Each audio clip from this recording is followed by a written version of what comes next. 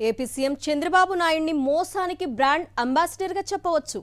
సాధారణ ప్రజలైనా, ప్రభుత్వ ఉద్యోగులైనా, ఆఖరికి తన పార్టీ నాయకులైనా ఆయనకొక్కటే. ఎవరితో అయినా ఎన్నికలకు ముందు ఒకలా, అవసరం తీరాక మరోలా వ్యవహరించడం చంద్రబాబు నైజం. వైఎస్ జగన్ సీఎంగా ఉన్నప్పుడు ఉద్యోగులను మోసం చేశారంటూ ఎల్లో బ్యాచ్ మొత్తం విపరీతమైన దుష్ప్రచారం చేసింది. ఫైనాన్స్ విషయంలో వైఎస్ జగన్ తీసుకొచ్చిన విధానం దేశం దృష్టిని ఆకర్షించింది. కానీ టీడీపీ, దాని అనుబంధ మీడియా జీపీఎస్కు వ్యతిరేకంగా ప్రచారం చేసింది. ఉద్యోగుల పెన్షన్ విషయంలో చంద్రబాబు ప్రభుత్వం వేస్తున్న పిల్లి మొగ్గల గురించి కేఎస్ఆర్ విశ్లేషణ చూద్దాం. ఆంధ్రప్రదేశ్లో గత శాసనసభ ఎన్నికల్లో మెజారిటీ ప్రభుత్వ ఉద్యోగులు వైఎస్ఆర్ కాంగ్రెస్కు వ్యతిరేకంగా పనిచేశారన్న అభిప్రాయం ఉంది. దానికి పలు కారణాలు ఉండవచ్చు. ప్రభుత్వ పరంగా కొన్ని లోపాలు ఉంటే ఉండవచ్చు. కానీ అదే టైంలో ముఖ్యమంత్రి జగన్ ఏ అధికారిని లేదా ఏ ఉద్యోగిని అగౌరవపరచలేదు, ఎవరిని మోసం చేసే ప్రయత్నం చేయలేదు. ఉద్యోగులకు పాత పెన్షన్ విధానం ఇస్తానని ఎన్నికల ముందు చెప్పినా అధికారంలోకి వచ్చిన తర్వాత పరిస్థితిని అర్థం చేసుకుని ఉద్యోగులకు పాత పెన్షన్ స్కీమ్ ఇవ్వలేకపోయినా ఏ రకంగా వారికి మెయిల్ చేయవచ్చన్న దానిపై దృష్టి పెట్టారు. అందులో భాగంగానే వారికి గ్యారంటీడ్ పెన్షన్ స్కీమ్ను తీసుకొచ్చారు. ఇందుకోసం చాలా కసరత్తు చేశారు. ఉద్యోగ సంఘాలతో కూడా పలుమార్లు చర్చించారు. చివరికి జీపీఎస్ని ప్రతిపాదించారు.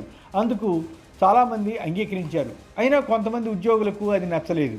అదే టైంలో అప్పటి ప్రతిపక్ష నేత, ఇప్పటి ముఖ్యమంత్రి చంద్రబాబు నాయుడు కానీ, జనసేన అధినేత ఉప ముఖ్యమంత్రి పవన్ కళ్యాణ్ కానీ సిపిఎస్కు అంటే పాత పెన్షన్ స్కీమ్కు అనుకూలంగా మాట్లాడారు.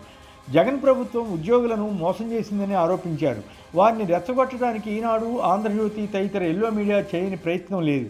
అబద్ధాలను నిత్యం వండి వార్చేవి. అయినా జగన్ తాను చేయదలుచుకున్నది చిత్తశుద్ధితో చేసి ఉద్యోగులు రిటైర్ అయినప్పుడు వచ్చే జీతంలో 50% పెన్షన్గా వచ్చేలా స్కీమును తీసుకొచ్చారు. ఇప్పుడు అది దేశవ్యాప్తంగా చర్చ అయింది. ఆంధ్ర మోడల్ పేరుతో కేంద్రం కూడా దీన్ని పరిగణలోకి తీసుకుంటోంది. ఇతర రాష్ట్రాలు కూడా ఇది బాగానే ఉందని అభిప్రాయపడుతున్నాయి. కొన్ని రాష్ట్రాలు తాము ఓపీఎస్కి వెళుతున్నామని చెప్పినా ఆచరణలో చేయలేకపోయాయి. ఈ నేపథ్యంలో ఏపీలో ఎన్నికలు జరగగా ప్రభుత్వ ఉద్యోగులు, టీచర్లు మొదలైన వారు జగన్కు వ్యతిరేకంగా మారారు. కొన్ని ఆందోళనలు కూడా చేపట్టారు. వారంతా చంద్రబాబు, పవన్ కళ్యాణ్లతో పాటు ఈనాడు, జ్యోతి వంటి ఎల్లో మీడియా ట్రాప్లో పడ్డారు. నిజంగానే టీడీపీ కూటమి అధికారంలోకి వస్తే పాత పెన్షన్ స్కీమ్ వస్తుందని అనుకున్నారు. కానీ అలా జరగలేదు. కూటమి ప్రభుత్వం అధికారంలోకి వచ్చిన నెల రోజుల్లోనే చంద్రబాబు ప్రభుత్వం యూటర్న్ తీసుకుని జగన్ ప్రభుత్వం ఇచ్చిన జీవోనే అమలు నిమిత్తం నోటిఫికేషన్ విడుదల చేసింది.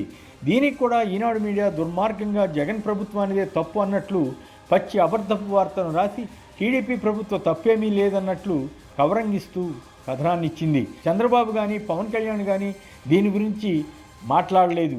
కనీసం ఉద్యోగ, ఉపాధ్యాయ సంఘాలతో చర్చించలేదు. నిజంగానే వీరికి చిత్తశుద్ధి ఉంటే జగన్ ప్రభుత్వం ఇచ్చిన జీవోని, చట్టాన్ని రద్దు చేసి ఉండవచ్చు కదా. చివరికి ఉద్యోగుల నుంచి వస్తున్న వ్యతిరేకతను గమనంలో తీసుకున్న చంద్రబాబు జీపీఎస్కు బ్రేక్ వేశారు తప్ప రద్దు చేయలేదు. లేని ల్యాండ్ టైటిలింగ్ చట్టాన్ని రద్దు చేసినట్లు హడావుడిగా ప్రకటించిన చంద్రబాబు నాయుడు జీపీఎస్ను మాత్రం ఎందుకు కొనసాగించడానికి యత్నించారు? దానికి బ్రేక్ మాత్రమే ఎందుకు వేశారు? రద్దు ఎందుకు చేయలేదు? ఇది ఉద్యోగ, ఉపాధ్యాయులను మోసం చేసినట్లు కాదా? అబద్ధాలు చెప్పడంలో చంద్రబాబుతో పాటు పవన్ కళ్యాణ్ పోటీ పడినట్లు కాదా? కూటమికి మద్దతు ఇచ్చిన ఉద్యోగులు అవాక్కవడం తప్ప ఇంకా చేయగలిగింది లేదు. కొన్ని ఉపాధ్యాయ సంఘాలు దీనిపై నిరసన బాట పట్టినా పెద్దగా ఫలితం ఉండదన్న అభిప్రాయం ఉంది. గత ప్రభుత్వం కొద్దిగా ఆలస్యం చేసినా జీతాలు నెల నెలా ఆపలేదు. పేదల స్కీములకు ప్రాధాన్యత ఇచ్చిన కారణంగా ఈ ఇబ్బంది వచ్చింది. అలాగే వారికి సంబంధించిన జీపీఎఫ్, గ్రాట్యుటీ తదితర చెల్లింపుల్లో కొంత ఆలస్యమైన మాట నిజమే. అదే టైంలో ఉద్యోగుల మీద ఎక్కడా వేధింపులు లేవు. గంటల తరబడి తన స్పీచ్ వినడానికి టెలికాన్ఫరెన్స్లు, వీడియో కాన్ఫరెన్స్లు పెట్టి జగన్ ఎవరిని ఇబ్బంది పెట్టలేదు. ఉద్యోగులను జగన్ ఎప్పుడూ అన్నా అంటూ సంబోధించి చాలా మర్యాద ఇచ్చేవారు.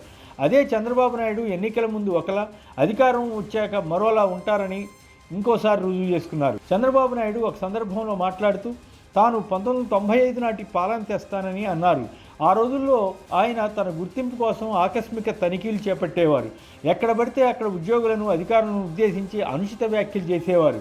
వారిని బహిరంగంగా మందలించేవారు. ఆ ఒత్తిడికి తట్టుకోలేక ఒక అధికారి అప్పట్లో గుండెపోటుకు గురై మరణించారని వార్తలు వచ్చాయి.